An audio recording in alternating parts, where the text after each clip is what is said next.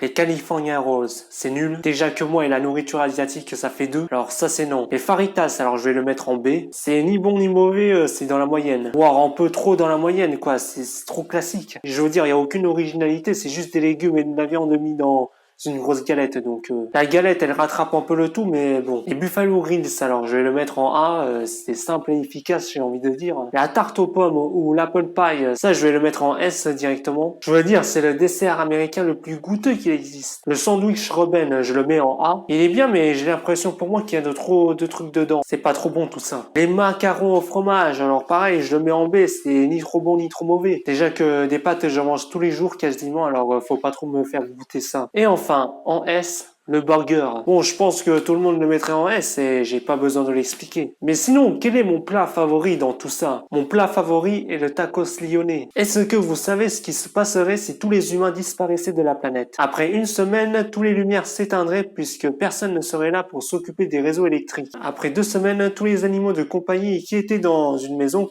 décéderaient à cause de la déshydratation ou de la famine quand les autres essayeront de trouver ce qu'ils peuvent dehors. Après un mois, tous les centres nucléaires deviendront instables, ce qui mènerait à des catastrophes nucléaires sur toute la planète. Après un an, toutes les villes qui ont survécu à la catastrophe nucléaire ne survivront certainement pas aux désastres naturels. Et d'ailleurs, tous les satellites tomberont sur Terre. Après 200 ans, tous les gros bâtiments vont s'écrouler. Après 35 000 ans, le cycle végétal va enlever toutes les traces de plomb qui ont été laissées par la révolution industrielle. Après 65 000 ans, les niveaux de CO2 dans l'atmosphère vont retourner au même niveau d'avant l'arrivée des humains. Le mont Rochemort va encore survivre pendant 7,2 millions d'années avant de s'écrouler. Enfin, les dernières traces d'humains seront les statues en bronze et les villes enterrées sous terre. Je déteste être celui qui le dit, mais l'univers ne ressemble pas à ça ou encore à ça. Personne ne va vous contredire sur le fait que la photographie spatiale a énormément évolué durant ces 80 dernières années. La toute première photo prise dans l'espace était ça, en 1946. À 104 km de hauteur, juste au début du cosmos. Maintenant on a ça, des photos colorées, belles et des super détaillées, enfin bref. Mais il y a un problème. Les satellites, comme le télescope James Webb, prennent ces photos. En fait, ils capturent la lumière qui entre à travers plusieurs longueurs d'onde. Cela inclut l'infrarouge, les UV, les rayons X, etc., qui ne sont donc pas visibles à travers les yeux humains. La NASA va ensuite assigner une couleur à travers ces différentes longueurs d'onde pour pouvoir souligner différents points importants sur l'image pour le spectateur. Ce procédé appelé fausse couleur permet de révéler certains détails qui seraient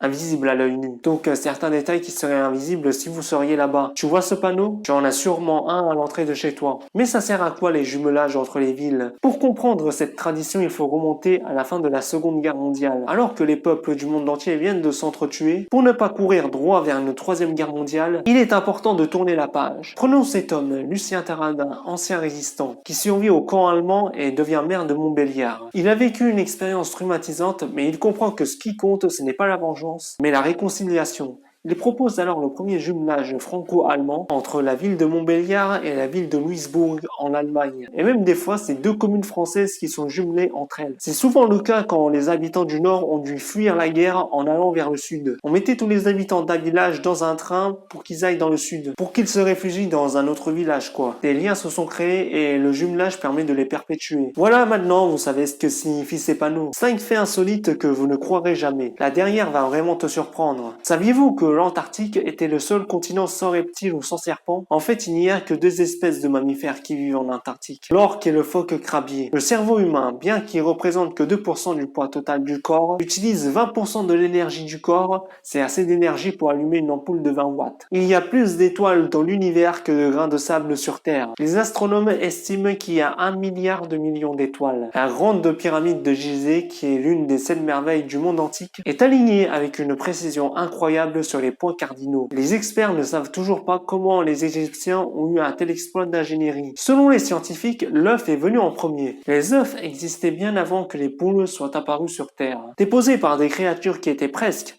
mais pas tout à fait des poules. Les meilleurs présidents américains. Commençons avec le meilleur. J'ai nommé George Washington. Celui qui a uni les États-Unis, quoi. Le papa des USA. En plus d'être pour la paix, c'est évident qu'il soit, en haut du top, quoi. Ensuite, également au même niveau, avec le même niveau que George, Abraham Lincoln, lui qui était sorti victorieux de la guerre civile et qui est justement décédé 5 jours plus tard. Vous remarquerez que depuis plus de 200 ans, on n'a pas eu de président aussi bien qu'eux. Ça s'annonce bien pour les présidentielles de 2024. Maintenant que vous êtes là, on va parler des pires présidents des États-Unis. Déjà, commençons par Woodrow Wilson. Déjà, on l'aime pas parce que déjà, j'arrive pas à prononcer son prénom correctement. Et puis, c'était un raciste vicieux. Il voulait imposer une dictature et c'est pour ça qu'on l'aime pas.